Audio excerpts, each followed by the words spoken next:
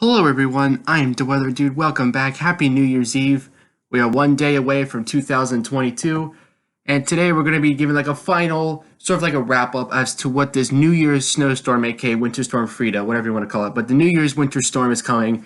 It's going to be very significant. We're going to talk about, again, just to go over what the models are thinking is like a final, consensus here, and what areas could be affected, how much snow, and even talk about maybe the rainy side of this storm a bit as well.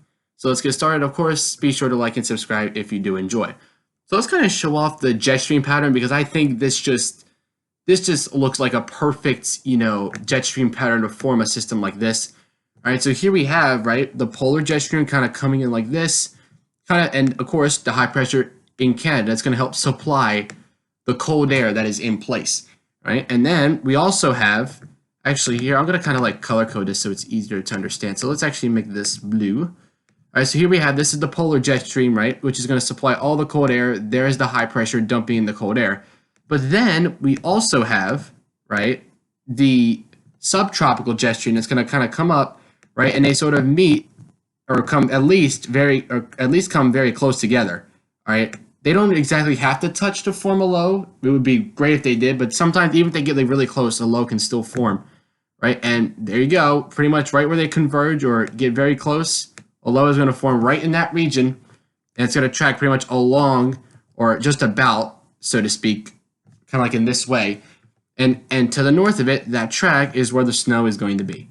All right, so hopefully the color coding helped a little bit. You got the polar jet to supply the cold air, the subtropical jet to supply the warmth and the moisture that converge, and boom, here we have it. So you can see that come into effect really here. All right, polar jet, subtropical jet, and then there's the low in that zone here. All right, so just to kind of show you, again, the jet stream pattern like I did in the last video, just to show like how everything is coming together. All right, so here we have, starting off with the models here. All right, so starting off here with the Gfs model, all right, and again, to show you, so there's the low kind of coming out of the Rockies, right? Of course, Denver's going to be getting some snow out of this. All right, so that's good because we know it's sad, the raging wildfires there in Colorado. It's really a sad situation. But hopefully the snow there that's falling and will continue to fall is going to be a relief for them. But again, the low pressure is going to be dropping out of the Rockies here, as you can see, as we head into like the early part of our Saturday. All right, so again, timing this out, this is around 5-ish in the morning. Now we're going to move on to around 8 or so. All right, and you can see that area of sleet and freezing rain is starting to form around Kansas and Missouri. So a place like Kansas City could start out with some sleet and freezing rain mess before going over to all snow. Right? And again, bouts of heavier snow will be in there. And that's why that area right around northeast Kansas, southeast Nebraska, northern, like kind of like not like extreme northern Missouri, but a good little sliver of northern Missouri and southeast Iowa, maybe even the part where it borders with Illinois. So basically anywhere in this region, I mean, this is pretty much a consensus from the last video as well, that's where we're going to see the heaviest snow totals because the heavier snowfall rates will be down in that zone. And then, of course, the low will continue to track off to the east. Right, and then of course Chicago's gonna get into the snow, Milwaukee, Detroit, etc. Gary, Indiana, of course. Right, and then the snow's gonna linger a little bit. I mean, according to the GFS solution, through about 2 a.m. and 5 a.m. Like probably time wake up on Sunday, may see some lingering snow showers or flurries, but for the most part, it will start to move its way on out of here. So here we have again on the Kuchera ratio because it's the more accurate snowfall ratio. Going through Monday, I just set it through Monday morning just in case, but it should be done by like around Sunday morning or so. But again, there's your heavier totals right near southeast Iowa, extreme northern Missouri, and where it kind of borders with Illinois. You can see around a foot of snow there. But even outside of that, right, like from southeast Nebraska and Kansas all the way to not quite Detroit, but like south central Michigan, there's gonna be that area where we're gonna see 6 inches or more, which I feel like is a pretty significant amount. All right. And again, nothing really changed from the last video for St. Louis, at least according to this model, so sorry you might be missing out. Probably some sleet and freezing rain and rain mix and all that. All the stuff you don't want to see. St. Joseph around 7 or 8 inches for you guys. All right, moving on to the Canadian model. Again, timing this out, you can see moving from southwest to northeast. And again, there is that corridor of, sleet and freezing rain. I know there's a lot of major interstates. There are some major interstates out there in the plains. I'm not sure. I think US Route 40 might go through there. I know there are some interstates. I can't quite name them off the top of my head, or I can. I just don't know like exactly where they are. I'm not sure if I-35 goes through here, but there are definitely some major highways that will be impacted by the sleet and the freezing rain And again, freezing rain is more dangerous than, the ice. Or sorry, no, freezing rain is more dangerous than snow and sleet, I meant to say. But then again, heavy snow, pretty much in that same corridor, at least the models are coming together to kind of agree on that zone of heavier snow. But that doesn't mean areas outside of there won't get heavy snow, right? And then we're going to watch, I might actually have to update on this, because on Sunday, we might actually have an area of secondary area developing where we see some snow in the south, all right? And, of course, I wish this would happen, but, we'll see. If that does develop, places in the mid-Atlantic, even in the lower elevations, not just the Appalachians. But again, we're going to kind of save that. I don't want to spoil that too much. We'll save that for another video if anything does develop on that front. But the Canadian model, again, here's that area of like 6 to 10 inches in this zone here. Not as big of a zone, and the totals are a little bit less. The highest total is right there in Western Illinois. They put 10 inches there. That's the highest total. I know up there in Canada is about 14.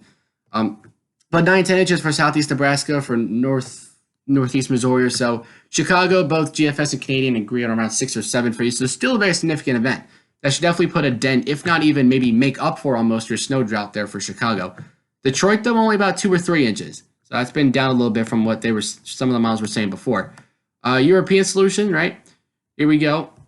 And you can see, again, kind of low, transferring its energy out over the plains. There's your quarter of heavy snow. There's your sleet and your freezing rain.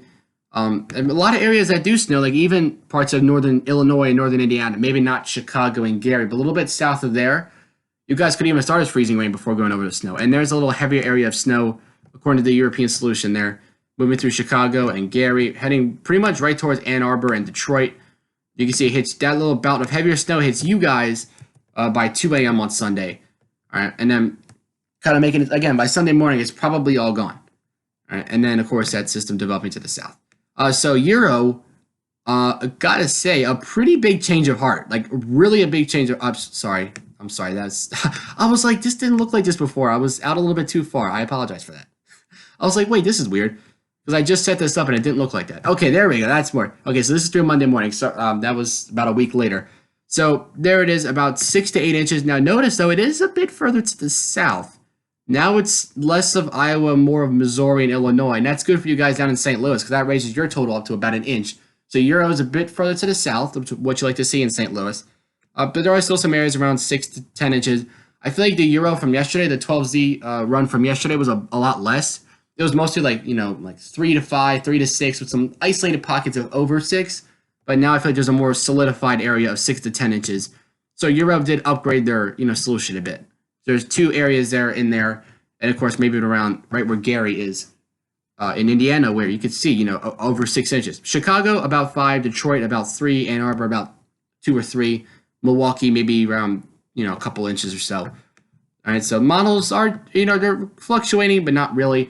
So the UK MET, interesting model. It for some reason on here it doesn't highlight the precipitation loop as usual. I have shown this model before on here, so we can only just see the snow totals, but it's another input that we can still look at. And again, same time frame through Monday morning around 7 a.m. And again, similar area to what the Euro had, that around that 6-inch totals, maybe 6 or 7 for Missouri and Illinois border, but outside of that, 3 to 6 anywhere in that darker shade of blue. And don't get me wrong, 3 to 6 is still somewhat significant. I know you're used to it out here, but remember, sometimes the lower snowfall totals can be more dangerous on the roads because they can really get packed in there and into the road and kind of almost be like a sheet of ice. Also, lower totals can be dangerous because people think, oh, okay, not as much snow, I can go out and do whatever, and then accidents occur. So believe it or not, more accidents occur, or at least more, accidents and sadly injuries do occur in, an inch or 2 of snow as opposed to like, 6, 8, 9, 10 inches. So that is something to take note of for sure. But notice for Michigan, though, a lot less snow. Like Detroit, maybe an inch or 2, Ann Arbor, maybe nothing. Cleveland, for example, really not much for you, maybe an inch or so. So not much on the eastern side of that, right? Chicago, only about 3 inches. It's more back here in the Midwest where it looks more concentrated, according to this model, at least. All right. Now to get into some more bullish models, or at least it was bullish yesterday. We'll see if it is now. I did recently set this up, but I didn't really remember, so I'm not going to spoil anything. But here we go. Again, sleet and freezing rain developing over Oklahoma, Kansas, and Missouri, according to the NAM solution here. I believe this is the 12 km solution. And you can see there's that bout of heavier snow coming in right around midday Saturday.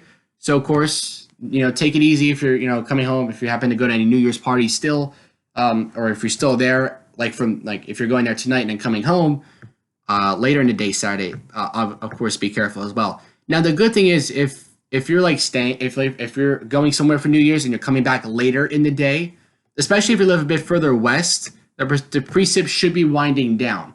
All right, at least for Saturday night.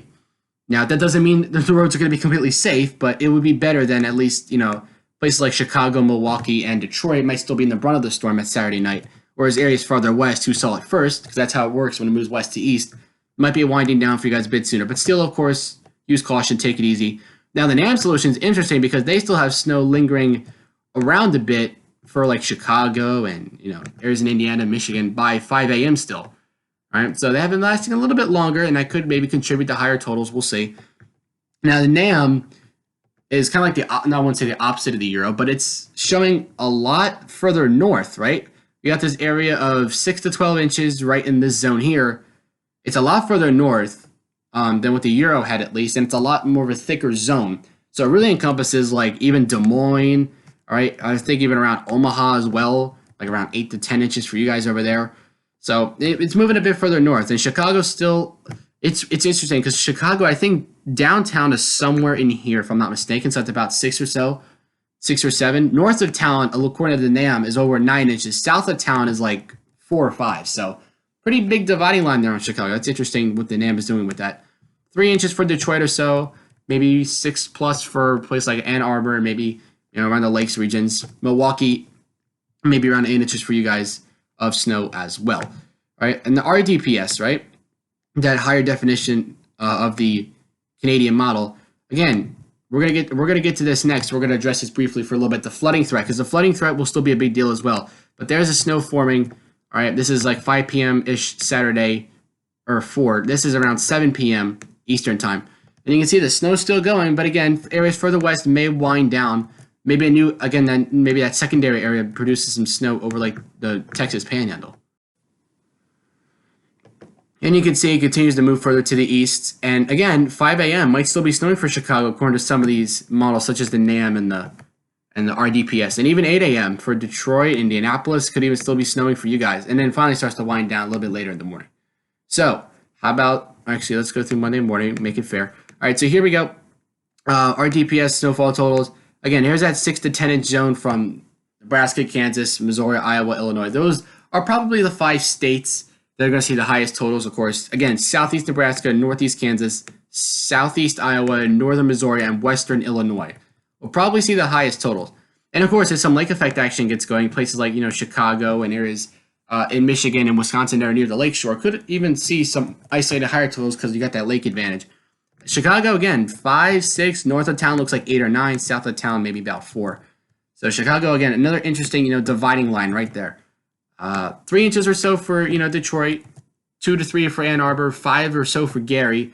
It's still an inch. That inch plus line is pretty far south for a place like St. Louis. So St. Louis, you'll like this model a lot. And we'll see how it plays out here. Omaha, maybe a couple inches of snow there for you guys as well. So let's talk about the flood threat here. So we're turning here to the models here. Now, again, I'm not going over the same thing twice. Don't worry. I'm going to address the flood threat now. So kind of draw your attention towards more towards the right because I know we were focusing on snow a bit more. But heavier. I was about to say snow, rain through Saturday morning. All right, across Kentucky, Arkansas, southeast Missouri. All right, you guys are going to have a pretty serious flood threat. These totals are going to maybe surprise some of you.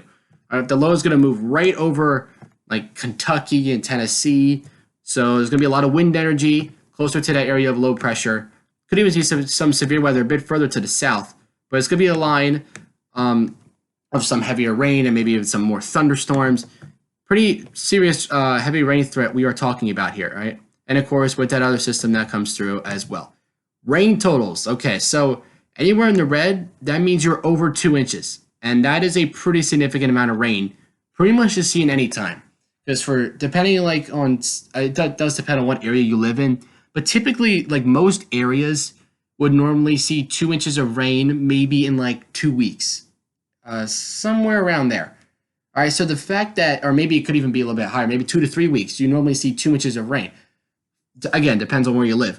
But the fact that we're seeing it in this span of 24 to 72 hours in that sort of range, right? It's a lot. And it's not just 2 inches, because in this gold area, that means you're above 4 inches of rain. All right, and of course, there's another area around Tennessee, Georgia, South Carolina, North Carolina, in an even bigger area of over 4 inches of rain. All right, but these 2 zones, again, take note, because I know there's some big metro or somewhat big metropolitan areas in here, like Atlanta. I know Little Rock's in here. I think Louisville is in here somewhere, right? Raleigh, Charlotte, All right, so Boone, North Carolina, Asheville. So some, more well-known areas at least. So definitely take that into consideration. It's going to be a lot of heavier rain, and that could lead to some flooding. Again, it's coming down pretty quickly. Could even see some flash flood alerts. All right, now we're backtracking to the European model. All right, again, similar thing. The radar looks a bit more lit up, or at least the MSLP. It doesn't really call it radar, but it is sort of. But it's going to light up a lot more, and again, maybe some more stray cells, maybe little thunderstorms start to pop up. Then that line kind of starts to form, and it tracks through the southeast. So European model, also, I would say not quite as bullish, because I don't see as many golds on the map, so not as many areas seeing 4 inches plus. But it's a big area from Texas all the way up to West Virginia and even Southwest PA of over 2 inches here. And of course, secondary area over in the Carolinas, so in the mountains here, you can even see some heavier rain. All right, but like 2 to 4 inches of rain is still a lot to see, and especially in a time frame like this. So again, max is about 4.27 inches of rain is what the Europeans forecasting for Kentucky. And again, GFS model, the highest areas here in North Carolina, maybe around 4.5 inches there, and then 4.8 for around Arkansas. So on the rainy side, on the snowy side, even the severe side, this storm definitely looks to be a big deal. It's a major snowstorm. All right, Winter Storm Frida is the name. Thank you guys so much for watching. Have a great new year. I am the Weather Dude signing off. Till next time, I will catch you guys in the next video.